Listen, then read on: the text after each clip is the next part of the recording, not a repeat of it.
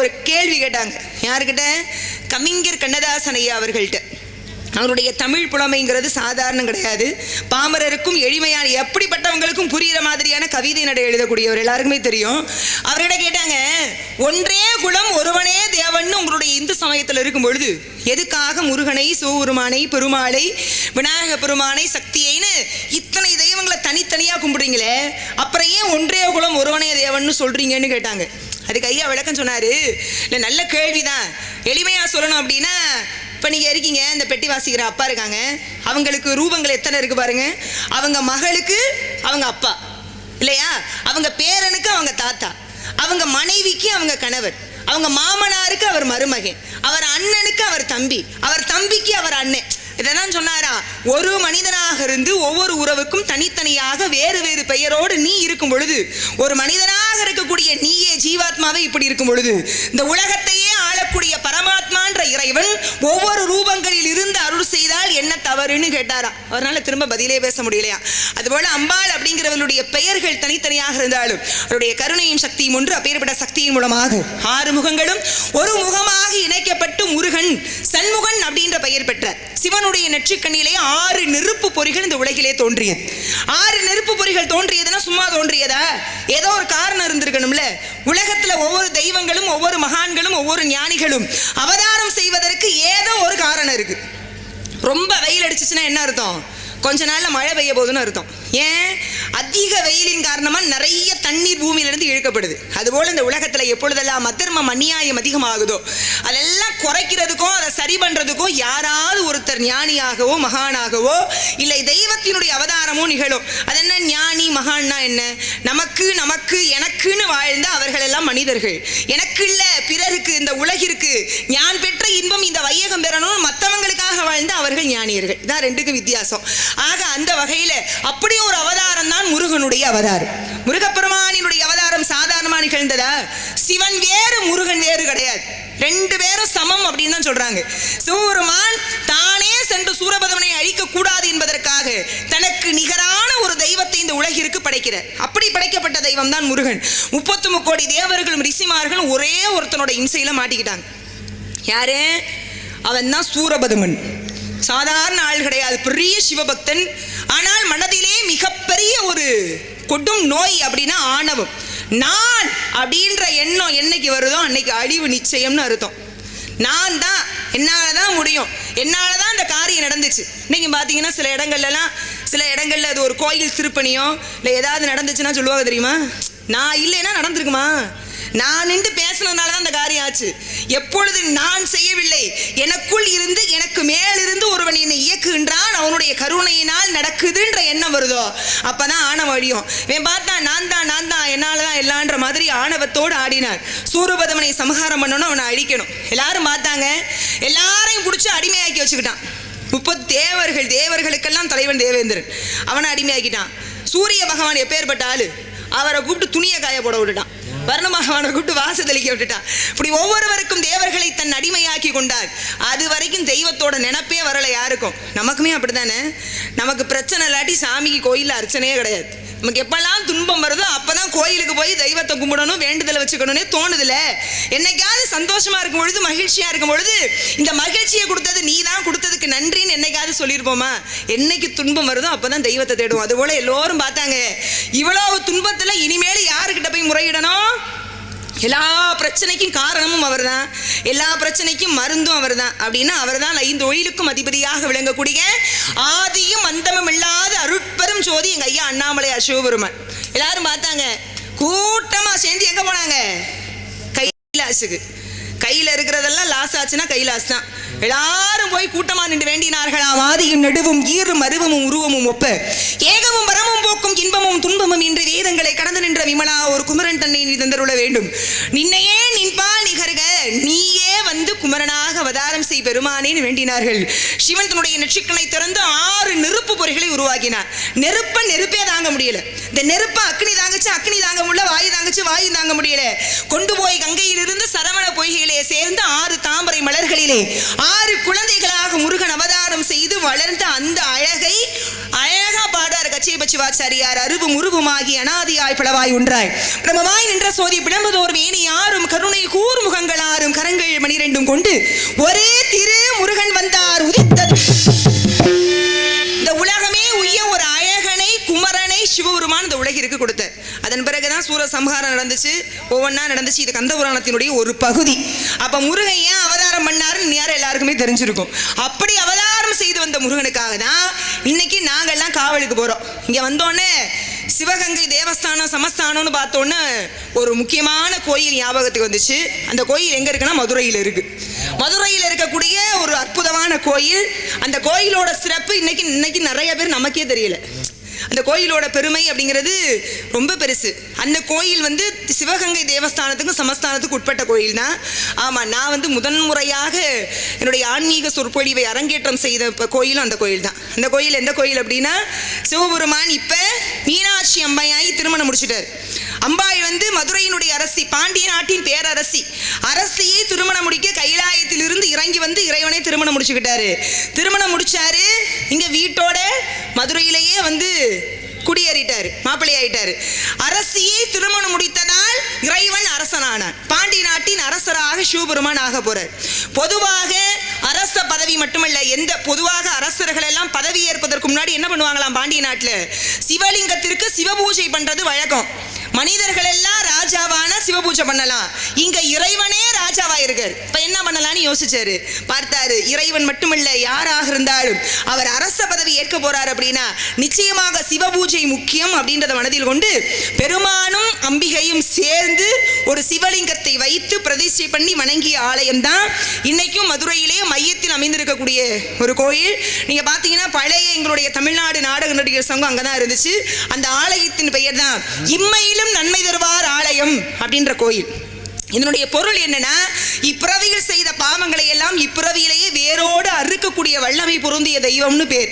உள்ள இருக்கக்கூடிய இறைவன் இம்மையிலும் நன்மை தருவார். அம்பாளுக்கு மத்தியபுரி அம்மையார்னு பேர்.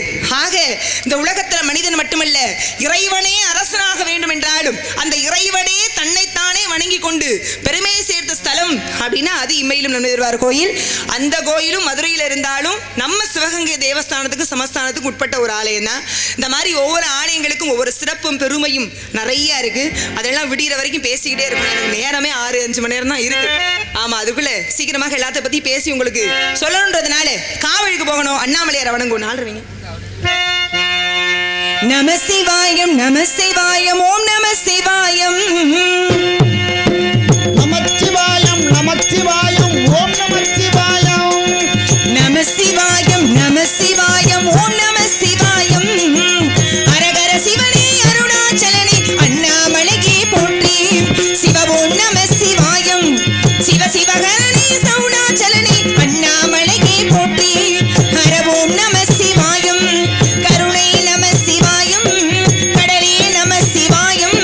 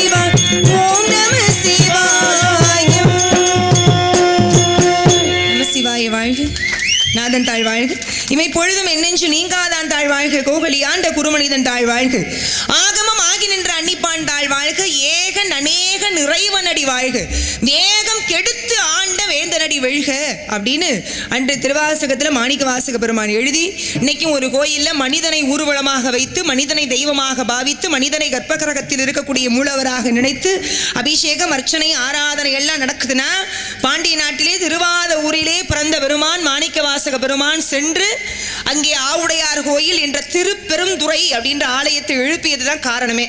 ஆக பிறந்தா ஏதாவது ஒன்று செய்யணும்ல, உலகிற்கு நன்மைக்கு ஏதாவது செஞ்சுட்டு போகணும். அவர் மறைந்தாலும் அவர் இதை செஞ்சுட்டு போனார்ப்பா, இதனால இது நமக்கு பயனாக இருக்கு. கொஞ்சம் ரொம்ப பல ஆண்டுகளுக்கு முன்னாடி, கிட்டத்தட்ட 2000 ஆண்டுகளுக்கு முன்னாடி திருவள்ளுவர்னு ஒருத்தர் இத்தனை பாடல்களை இத்தனை திருக்குறளை நமக்கு கொடுக்காம போயிருந்தா 1.25 அடியில் நம்ம இந்த உலகத்தை அறிஞ்சுக்கிற முடியுமா? ஆக எல்லாரும் நிறைய விஷயங்களை சிரமப்பட்டதுனால தான் இன்னைக்கு நம்மளாம் ரொம்ப வசதியாக வாழ்றதுக்கு வழியாக இருக்கு. அந்த வகையில் ஆன்மீகம் அப்படிங்கிறது சாதாரண ஒன்று கிடையாது. ஏதோடு பக்தி கலந்தாலும் அது புனிதமாயிரும். அதான் உண்மை. பக்தி வந்தால் பயம் வரும், பயம் வந்துச்சு அப்படின்னா வெற்றி வரும், வெற்றி வந்தால் ஆணவம் வரும், ஆணவம் வந்தால் அழிவு வரும், அழிவு வந்தால் பயம் வரும், பயம் வந்தால் திரும்ப பக்தி வரும். அங்கேருந்து அங்கேயே சுற்றி வந்து நிற்கிது பாருங்க. அப்போ எங்கே எது வரக்கூடாது? வெற்றி வந்ததுக்கு அப்புறம் அந்த வெற்றியை தக்க வைத்துக் கொள்ள முயற்சி வர வேண்டுமே தவிர ஆணவம் வரக்கூடாதா. அந்த வகையில் பக்தியோடு எது சேர்ந்தாலும் புனிதமாயிரும். உண்மைதானே? பக்தியோடு சாதம் சேர்ந்துச்சுன்னா பிரசாதம், பக்தியோடு தண்ணீர் சேர்ந்துச்சுன்னா தீர்த்தம், பக்தியோடு செயல் சேர்ந்தது என்றால் சேவை, பக்தியோடு பாடல் சேர்ந்ததுன்னா கீர்த்தனை, பக்தியோடு பயணம் சேர்ந்ததுன்னா யாத்திரை, பக்தியோடு பட்டினி சேர்ந்துச்சுன்னா விரதம். சாதாரணமாக இருந்தால் பட்டினி, சாமிக்காக இருந்தால் விரதம், சாதாரணமாக பாடினோம்னா பாட்டு, சாமிக்கு பாடினா கீர்த்தனை, சாதாரணமாக போயிட்டு வந்தோம்னா பயணம், கோயிலுக்கு போயிட்டு வந்தால் யாத்திரை. பார்த்தீங்களா? ஒவ்வொன்றும் பக்தி கலக்க கலக்க கலக்க அது புனிதம் அடையுது. அதுபோலதான் மனிதர்களும் பக்தி கலந்தால் புனிதமாகணுன்றதுனால தான் ஆன்மீகம், இந்த ஆலயம், கோயில் வழிபாடு இதெல்லாம் ரொம்ப அவசியமாக இந்த உலகத்தில் கட்டப்பட்டிருக்கு. ஆக அந்த வகையில் இந்த திருவாசகம்னு ஒரு நூல் இருக்குல்ல, அதை பற்றி ஒரு சிறிய குறிப்பு சொல்லிட்டு தோழிகளை சந்திச்சிடுறேன். திருவாசகம்ன்றது எல்லாருக்குமே தெரிஞ்சிருக்கும். திருவாசகம் என்னும் தேன் அப்படின்னு தான் சொல்லப்பட்டிருக்கு. ஏன் திருவாசகம் என்னும் தேன்னு சொல்றாங்க தெரியுமா? தேன் என்ன தன்மை உடையது? இன்னைக்கு என்னமோ 2000 ஆண்டுகளுக்கு மேலாச்சா வெளிநாட்டில் ஒரு தேன் இன்னும் கெட்டு போகாமல் இருக்கான். தேனோட தன்மையை பார்த்துக்கோங்க. எத்தனை ஆண்டு காலமானாலும் தானும் கெடாது, தன்னோடு சேரக்கூடிய எதையும் கெடவிடாது. நெல்லிக்காயை தனியாக வச்சா அழுகி போயிடும். அதே நெல்லிக்காய் நீங்கள் தேனில் ஓட்டினா தேனும் கெடாது, நெல்லிக்காயும் கெடாது. அதுபோலதான் திருவாசகம். அந்த திருவாசகத்தை நம் மனதிற்குள், நம்ம ஆன்மாவுக்குள்ள போட்டு வச்சோம்னா இந்த மனசு கெட்டு போகாம, இந்த பிறவி வீணா போகாம காக்கக்கூடிய தன்மை அதற்கு உண்டா. அதனால திருவாசகம் என்னும் தேனுன்னாங்க. இந்த திருவாசகத்தில் மொத்தம் எத்தனை பாட்டு நிறைய இருக்குது. 12 திருமுறைகளில் திருவாசகத்தில் மட்டும் எத்தனை பாட்டுங்கிறத என்ன பண்ணிட்டாரு தெரியுமா? முதல் பாட்டிலே வச்சுட்டாரு மாணிக்க வாசகர். அவர் எழுதின திருவாசகத்தில் முதல் பாடல் எதுனா சிவபுராணம்ன்ற பகுதி தான். அதில் முதல்லையே வந்துடுது. எப்படின்றத நான் ஒரு குறிப்பு சொல்கிறேன், கேட்டுக்கோங்க. மொத்தம் எத்தனை பாட்டுனா 658 பாட்டு மொத்தம் திருவாசகத்தில். இந்த 658 பாட்டு திருவாசகத்தில் இருக்குன்றத முதல்லையே எப்படி வச்சாரு எண்ணிக்கோங்க. முதல் பாட்டே நமசிவாய வாழ்கின்றதான். நமசிவாய வாழ்க 1, நாதன் தாழ் வாழ்க, இமை பொழுதும் நெஞ்சல் நீங்காதான் தாழ் வாழ்க, கோகலியாண்ட குருமனிதன் தாழ் வாழ்க, ஆகமம் ஆகி நின்ற அன்னிப்பான் தாழ் வாழ்க, ஏகன் அநேகன் இறைவனடி வாழ்க. 6 வந்துருச்சா? 6 வாழ்க. அடுத்து வேகம் கெடுத்தாண்ட வேந்தனடி வெழ்க, பிறப்பருக்கும் பிஞ்சகன் தன் பெய் கழைகள் வெல்க, புறந்தாருக்கு சேயோன் தன் பூங்கழைகள் வெல்க, கரம் குவிவார் உள் மகிழும் கோன் கடல்கள் வெல்க, சிரம் குவிவார் ஓங்குவிக்கும் சீரோன் கடல் வெல்க. 6, 5. அடுத்து ஈசனடி போற்றி, எந்தையடி போற்றி, தேசனடி போற்றி, சிவன் சேவடி போற்றி, நேயத்தே நின்ற நிமலனடி போற்றி, மாய பிறப்பருக்கு மன்னனடி போற்றி, சீரார் பெருந்துரை நம் தேவனடி போற்றி, ஆறாத இன்பம் அருளும் மலை போற்றி. 8 வந்துருச்சா? அப்ப பார்த்துக்கோங்க. 6 வாழ்க, 5 வெல்க, 8 போற்றி. 6, 5, 8 658 பாட்டு மொத்தம் இருக்குன்னு பாட்டிலே வச்சுட்டாரு. அப்ப இதெல்லாம் கால்குலேட்டர் வச்சு கணக்கு எந்திரம் வச்சு கணக்கு போட்டுட்டேவா பாடினாரு? கிடையாது. இதெல்லாம் இறைவனுடைய திருவருள் இருந்துச்சுனால நடந்துச்சு. எல்லாம் சாதாரணமாக நடக்கலை. எல்லாத்துக்கும் இறைவனுடைய பரிபூரண கருணையும் அருளும் நிச்சயமாக வேணும். அந்த வகையில் இந்த உலகத்தில் எங்க இருந்தாலும் என்ன செய்தாலும் ஒரு கோயிலை நினைச்சாலே முக்தினா அதுதான் திருவண்ணாமலை. திருவண்ணாமலைன்ற கோயில் சும்மா கிடையாது.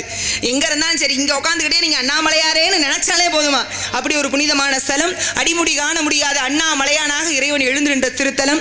அந்த தலத்தில் இருக்கக்கூடிய பெருமானுக்கு 5 எழுத்து தான் நமசிவாயன். ஆனால் முருகனுக்கு ஒரு எழுத்து கூட.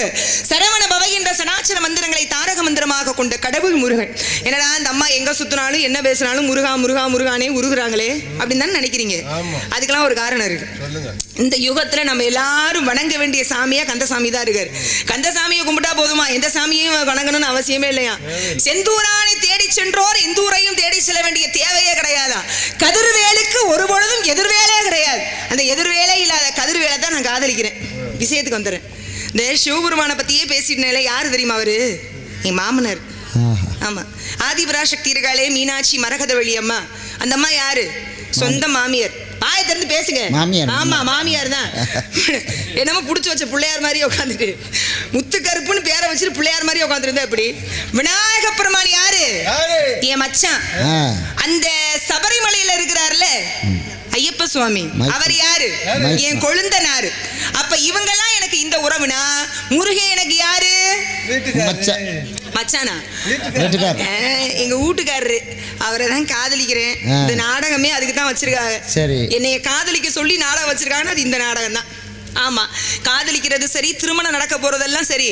நீங்க எல்லாம் முழுமையா இருந்து நாடகத்தை பார்த்துட்டு திருமணத்தை நடத்தி வச்சுட்டு எல்லாம் அச்சதை தூவி ஆசீர்வாதம் பண்ணிட்டு சாப்பிட்டுட்டு ரொம்ப முக்கியமான ஒரு வேலை இருக்கு, மொய் எழுதிட்டு போயிருங்க. என்ன என்ன மொய்யணும்னு எந்திரிச்சுக்கிட்டாரு திடீர்னு? கொடுமையா இருக்கு. இவ்வளவு நேரம் எங்க இருந்தாரு? ஐயோ அப்பா, இது எந்த விதமான நோயின்னு தெரியலையே. இவ்வளவு நேரம் கவனிக்கலையப்பா. சரி, இருந்துட்டு போட்டோம்.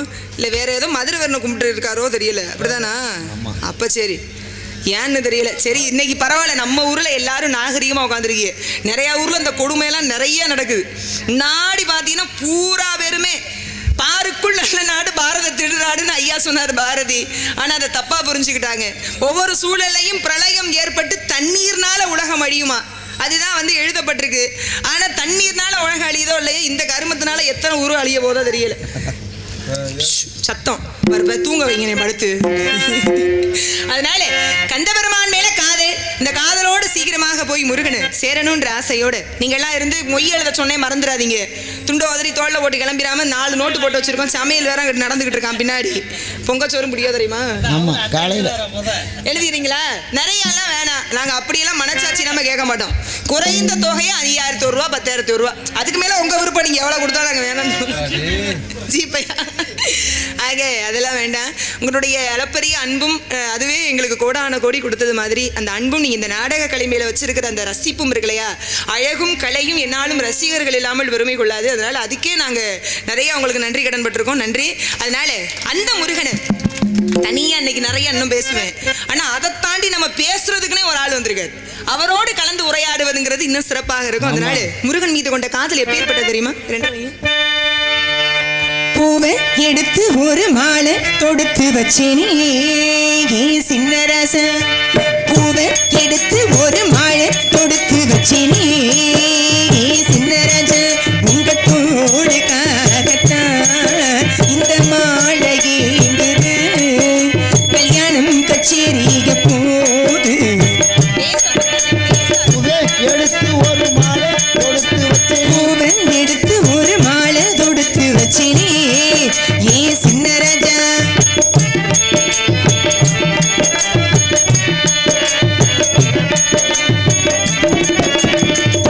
காத்திலே சூடம் போல கரைகிறே உன்னால. காத்திலே சூடம் போல கரைகிறே உன்னால. கண்ணாடி வள என் மேலவில என் தேகம் சூடாச்சு. கல்யாண வரும் உன்னால வரும் நன்னாலும் சேர்ந்தாச்சு. சின்ன மனசு புள்ள கண்ணி வயசு புள்ள என்ன கனவு வந்ததே.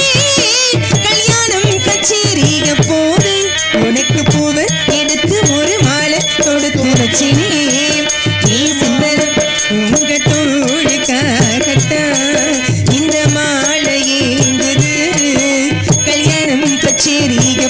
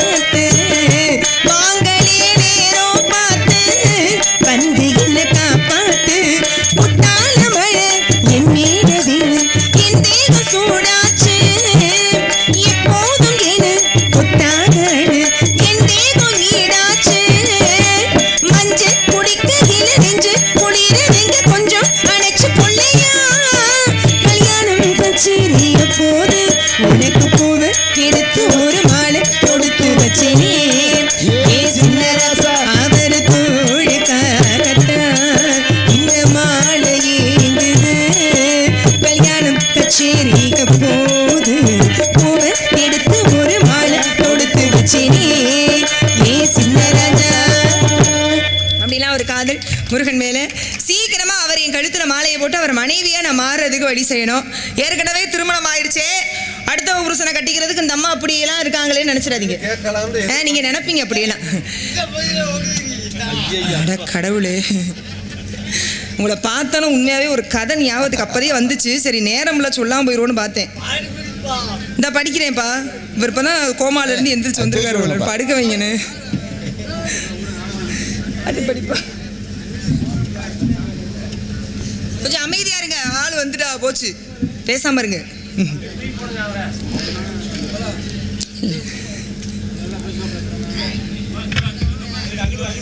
என்ன தூக்கி பாத்துங்க பாத்துங்க. ஏற்கனவே சிவன் பக்தரா இருக்காரு, விபூதி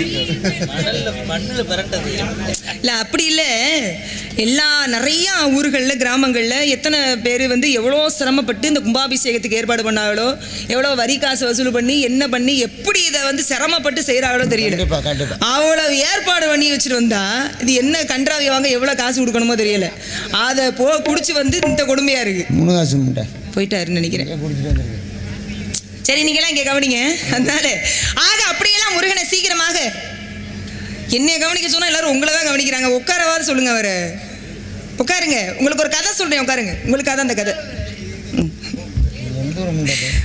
பெரிய முதலாளி என்ன பண்ணாரு, பெரிய ஆளு, நல்ல வசதியான ஆளு, ஒரு குரங்க வளர்த்தாரு. குரங்க என்ன பண்ணுவாருன்னா எங்க வேணாலும் கூட்டிட்டு போவார். அவர் நல்லா சட்டையெல்லாம் போட்டுக்கிட்டாரு, அந்த குரங்குக்கும் சட்டை போட்டு விட்டுருவாரு. அவருக்கு என்னெல்லாம் தேவை பண்ணிக்கிறாரோ அதெல்லாம் குரங்குக்கும் பண்ணுவார். எல்லாம் சரிசமம். ஆமா, நல்ல பெரிய முதலாளியில. அதனால ஒரு பெரிய விழாவில் முதலாளியை வந்து முக்கிய பிரமுகராக அழைச்சிருந்தாங்க. அங்க போயிட்டாரு. முதலாளி தான் எங்க வேணாலும் குரங்க கூட்டிட்டு போயிருவாரு. இப்ப குரங்கையும் கூட்டிட்டு போயிட்டாரு. கவனிக்கணும். கூட்டிட்டு போயிட்டாரா? அங்க போனா நல்ல பயங்கரமா விருந்து தடபுடலா ஏற்பாடு செய்யப்பட்டிருந்தது.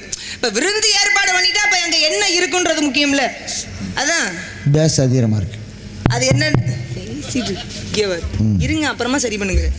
அவ்வளோ பெரிய விழாவில் அவ்வளோ உணவுக்கு ஏற்பாடு பண்ணியிருக்காங்க. அங்க மதுவுக்கும் ஏற்பாடு பண்ணியிருக்காங்க. இல்ல அந்த அதுதான் அப்படித்தான் நடக்குது. அந்த விழாவில் முதலாளி கலந்துட்டாரு. குரங்கு பக்கத்துலயே உட்காந்துருக்கும் பொழுது சாப்பாடெல்லாம் கொண்டு வந்து வைக்கிறதுக்கு முன்னாடி இந்த மதுவை கொண்டு வந்து கொடுக்குறாங்க. முதலாளி வாங்கி குடிச்சிட்டாரு. குரங்கு சும்மா இருக்கணும்ல, குரங்கு வாங்கி குடிச்சிருச்சு. குரங்கு சும்மாவே எப்படி இருக்குன்னு எல்லாருக்கும் தெரியும். பயங்கரமா நல்லா இருக்கும் பொழுதே நல்லா இருக்கிறத பூரா அது தெரிஞ்சு ஒண்ணுமில்லாம ஆக்கிவிடும். இப்ப மதுவா இருந்தவும் பயங்கரமா சேட்டை பண்ணி உள்ள இறங்கின போதையில தாங்க முடியாம அந்த விழாவையே ஒண்ணுமில்லாம ஆக்கிருச்சு. எல்லாத்தையும் பிடிச்சி உடைச்சு பார்த்தாரு முதலாளி. வீட்டுக்கு கூட்டி கொண்டு போய் கம்பெடுத்து வெளுன்னு வெளுத்து விட்டாரு. குரங்கு அடி வாங்கிட்டு குரங்கு உடம்பெல்லாம் காயம். கொஞ்ச நாள் ஆயிடுச்சு. இப்ப ரொம்ப நாள் கழிச்சு மறுபடியும் ஒரு விழா. அந்த விழாவுக்கு போனாரு முதலாளி.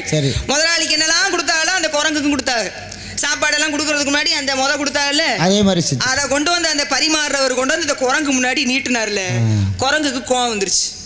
குரங்கு அவனை பார்த்து ஓங்கி கன்னத்துல அரைஞ்சிட்டு சொல்லிச்சான், ஏண்டா இந்த கருமத்தை குடிச்சிட்டுதான் போன விழாவில் இல்லாத அநியாயம் பண்ணி என் முதலாளிகிட்ட அடியோ அடின்னு வாங்கினேன். திருப்பியும் அதே கருமத்தை குடிச்சிட்டு அதே அநியாயத்தை பண்ண நான் என்ன உன்ன மாதிரி மனுஷன்னு நினைச்சியான்னு எடுச்சான் குரங்கு. பாத்துக்கங்க, குரங்குக்கு தெரியுது இந்த கனியாயத்தை திரும்ப திரும்ப இது கெட்டதுன்னு நினைச்சு பண்றதுக்கு நான் என்ன மனுஷனா, நான் குரங்கு அதை பண்ண மாட்டேன்னு. அப்ப யாருக்கு இது தெரியணும்? போட்டோம், போயிட்டு.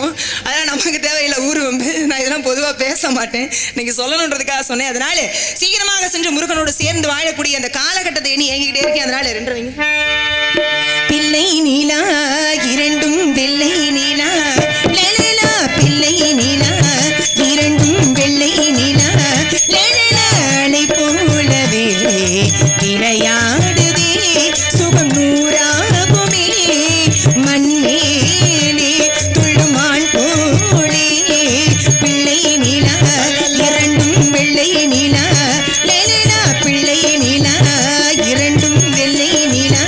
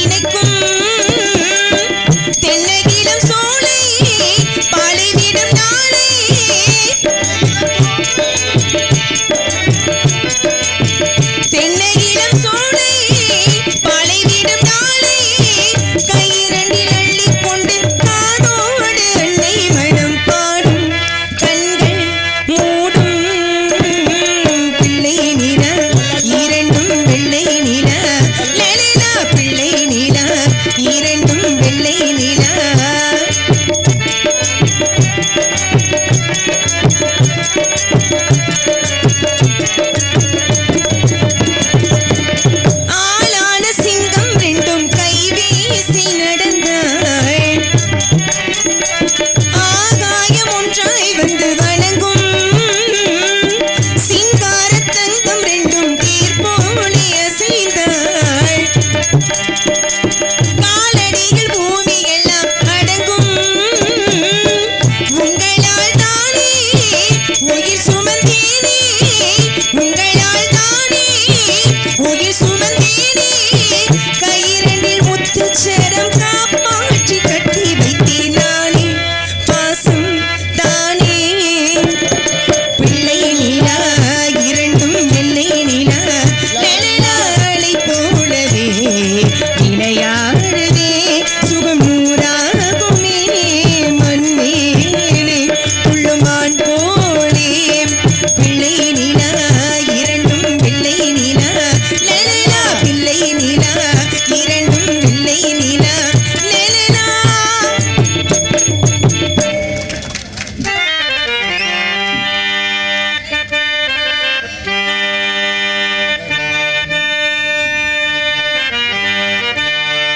குரங்கு வரும் தோட்டமடி பழத்தோட்டம். பேஸ் அதிகமாக இருக்கு, முந்துரு அது எப்போவில் இருந்து சொல்லிக்கிட்டு இருக்கேன். சார் போயிங்க, சார் போயிங்க. ஹலோ கெயின், ஹலோ ஹலோ ஹலோ. குரங்கு வரும் தோட்டமடி பழத்தோட்டம், வண்டு வரும் தோட்டமடி மலர் தோட்டம், மனிதனுக்கு தோட்டமடி மனத்தோட்டம், அந்த மனிதன் விளையாடும் இடம் பணத்தோட்டம், பணத்தோட்டம், பணத்தோட்டம். மனத்தோட்டம் போடும் என்று மாயவனார் கொடுத்த உடல் பணத்தோட்டம் போட்டதே எடி, முத்தமா பணத்தோட்டம் போட்டதே எடி. மனத்தோட்டம் போடும் என்று மாயவனார் கொடுத்த உடல் பணத்தோட்டம் போட்டதே எடி, முத்தமா பணத்தோட்டம் போட்டதே எடி. என் முத்தம்மா பணத்தோட்டம் போட்டதே எடி. மனத்தோட்டம் போடும் என்று மாயவனார் கொடுத்த உடல் பணத்தோட்டம் போட்டதே எடி, முத்தமா பணத்தோட்டம் போட்டதே எடி.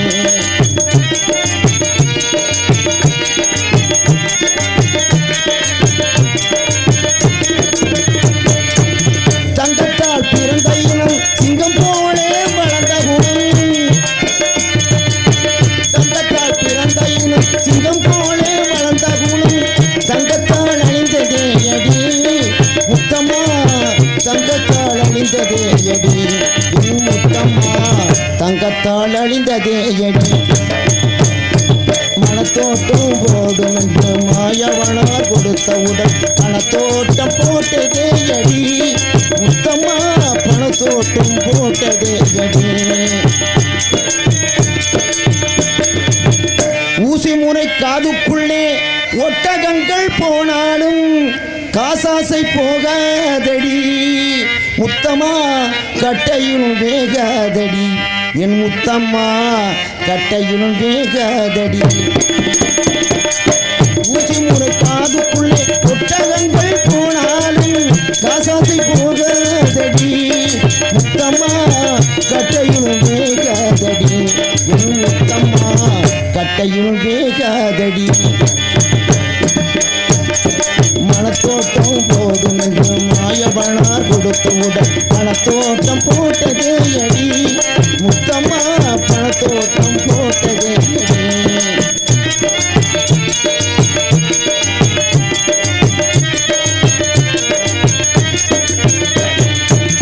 எண்ணெயுடன் தண்ணீரை எப்படித்தான் கலந்தாலும், எண்ணெயுடன் தண்ணீரை எப்படித்தான் கலந்தாலும் இரண்டு ஒன்று சேராதடி, முத்தம்மா இயற்கை குணம் மாறாதடி, முத்தம்மா இயற்கை குணம் மாறாதடி. பணத்தோட்டம் போடும் என்று மாயவனார் கொடுத்த உடல் பணத்தோட்டம் போட்டதே எடி, முத்தம்மா பணத்தோட்டம் போட்டதே எடி, என் முத்தம்மா பணத்தோட்டம் போட்டதே எடி.